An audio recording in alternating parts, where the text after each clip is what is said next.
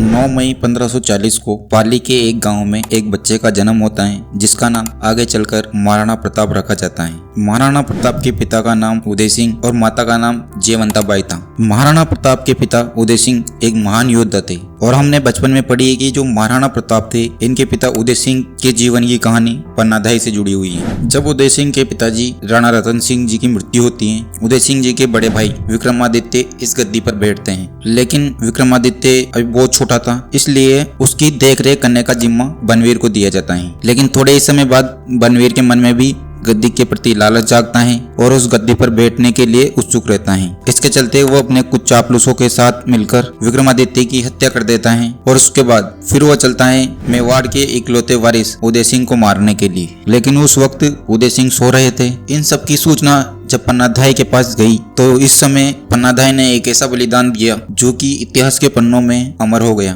पन्नाधाय ने उदय सिंह की जगह पर अपने पुत्र को सुला दिया और जैसे ही बनवीर आया और पन्नाधाय से पूछा कि उदय सिंह कहाँ है, तब उसने पलंग पर सो रहे अपने बच्चे की ओर इशारा किया। बनवीर ने एक ही वार में पन्नाधाय के पुत्र की हत्या कर दी और वहां से चला गया। और इससे पहले ही पन्नाधाय उदय सिंह को फूलों की टोकरी में छिपा देती हैं और बनवीर के जाने के बाद वो उस फूलों की टोकरी को लेकर कुंभलगढ़ पहुंच जाती हैं। इसके बाद कुंभलगढ़ में आशा शाह देवपुरा को कुंवर उदय सिंह को सौंपकर वो वापस चित्तौड़गढ़ आ जाती हैं। इस समय उदय सिंह की उम्र केवल 15 वर्ष ही थी। कुंभलगढ़ में रहकर ही उदय सिंह अपनी शिक्षा प्राप्त करते हैं। फिर उनकी शादी जयवंताबाई से हो जाती है और प्रताप इन दोनों के ही पुत्र हैं। प्रताप का जन्म एक युद्ध के दौरान हुआ था। एक तरफ उदय सिंह चित्तौड़ को पाने के लिए बनवीर से युद्ध कर रहे थे। इसी शुभ अवसर पर भगवान एक लिंग का अवतार लिए प्रताप जन्म लेते हैं और इनके जन्म उत्सव में 4 चांद तो तब लग गए जब एक ओर से खबर आती है कि महाराणा उदय सिंह ने चित्तौड़ को वापस अपने कब्जे में कर लिया। इन सभी के चलते महाराणा प्रताप का जन्मदिन बहुत ही धूमधाम से मनाया जाता है। महाराणा प्रताप के जन्म के 300 साल पहले ही मुगल भारत में अपना अधिकार कर चुके थे, पर कभी भी मुगलों ने पूरे भारत पर अपना अधिकार नहीं किया था। उनमें से एक प्रदेश ऐसा भी था जो अब तक स्वतंत्रता की सांस लिए हुआ था और वो था राजपूताना। भारत माँ का एक ऐसा अभिन्न अंग जिसने कभी गुलामी का रास्ता नहीं चुना, क्योंकि यहाँ के वीर बप्पा रावल के वंशज थे जो अपनी मातृभूमि की रक्षा के लिए जान लगाने वालों में से थे। और ये यहाँ की जो राजपूताना जाति है वह युद्ध कौशल में इतनी निपुण रहती थी कि वो बड़ी से बड़ी सेना का भी सामना करने से नहीं डरती थी। जब प्रताप का जन्म हुआ था तब उससे पहले दिल्ली पर अकबर के पिता हुमायूं का राज हुआ करता था, जो कि मुगल वंश से ही संबंधित थे। उस समय हुमायूं को एक बहुत बड़ी ताकत बार बार चुनौती दे रही थी। वो था अफगान का शेरशाह सूरी। शेरशाह सूरी ने हुमायूं को सबसे पहले 25 जून 1539 को चौसा के युद्ध में हराया। इसके बाद 17 मई 1540 को बिलग्राम या कन्नौज के युद्ध में भी हराया था। और इन सबके हार के बाद शेरशाह सूरी ने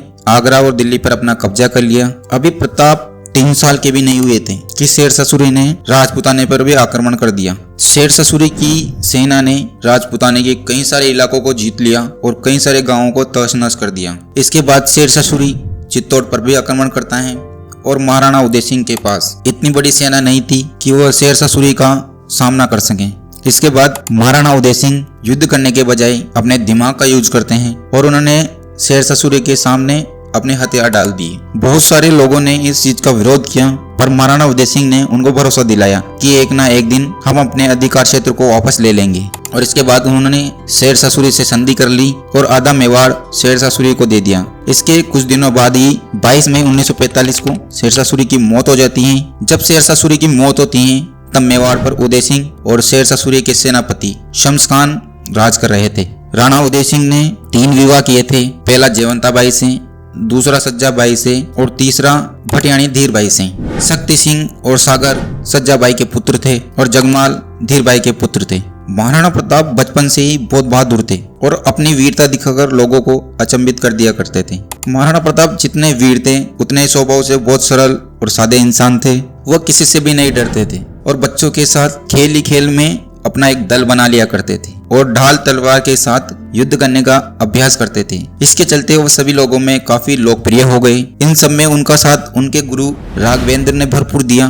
प्रताप ने अपने गुरु से बहुत सारी शिक्षा प्राप्त की। एक बार गुरु ने इन चारों राजकुमारों को तालाब में से कमल का फूल लाने के लिए कहा। गुरु ने जैसे ही आदेश दिया ऐसे ही चारों राजकुमार तालाब में कूद गए और एक दूसरे से होड़ लगाने लग गए। अचानक से जगमाल बीच में ही थक जाता है और डूबने लगता है। इस समय महाराणा प्रताप आगे बढ़ने के बजाय जगमाल की मदद करते हैं। तब तक इधर शक्ति सिंह कमल लेकर गुरुजी के पास आ जाता है और कहने लगता है कि गुरुजी, सबसे पहले कमल का फूल मैं लेकर आया हूँ, इसलिए विजेता मुझे घोषित करो। तब गुरुजी कहते हैं कि प्रताप तुम्हारे बहुत आगे था, लेकिन वो अपने भाई की मदद करने के कारण पहले नहीं पहुंच सका। इन सब के चलते शक्ति सिंह का सारा उत्साह क्षण भर में दूर हो जाता है। इसके बाद गुरुजी कहते हैं कि अब मुझे ये देखना है कि तुम सब में सबसे अच्छा घुड़सवार कौन है। तो ये लो अपने घोड़े, और इस टीले से जो सबसे पहले विजय होकर आएगा उसको ही मैं अपना सर्वश्रेष्ठ योद्धा घोषित करूंगा।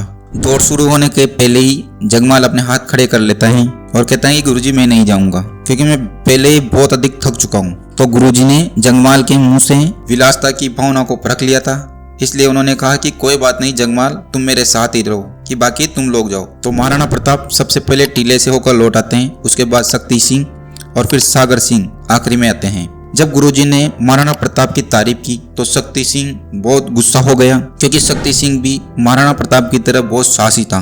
पर जब उसकी तुलना महाराणा प्रताप से होती थी तो वो हर बार हार जाया करता था। लेकिन ये सारी बातें उसको पसंद नहीं थी।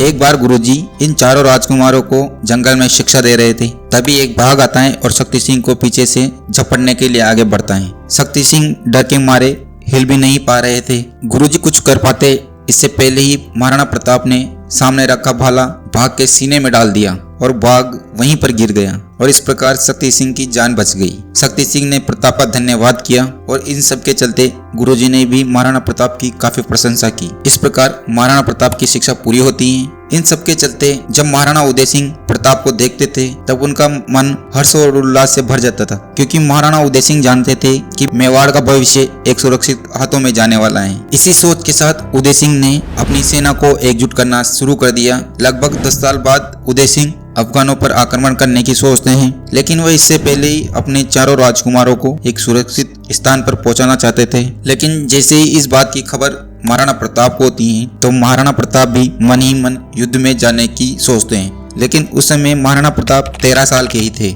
लेकिन वो अपने पिताजी की आज्ञा लिए बिना ही युद्ध में कूद जाते हैं और थोड़े ही समय बाद युद्ध शुरू हो जाता है। प्रताप इतनी कम उम्र में ही अपने प्रतिभा की चमक चारों तरफ बिखेरने लगते हैं और प्रताप ने इस युद्ध में अपने कई राजपूत सिपाहियों का भरपूर साथ दिया।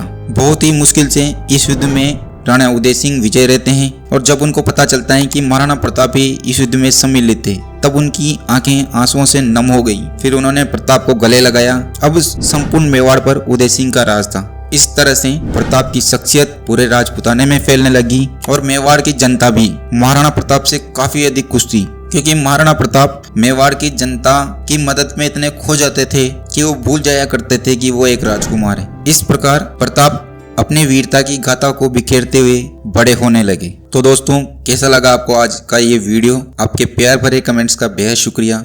मिलते हैं अगली शानदार वीडियो में।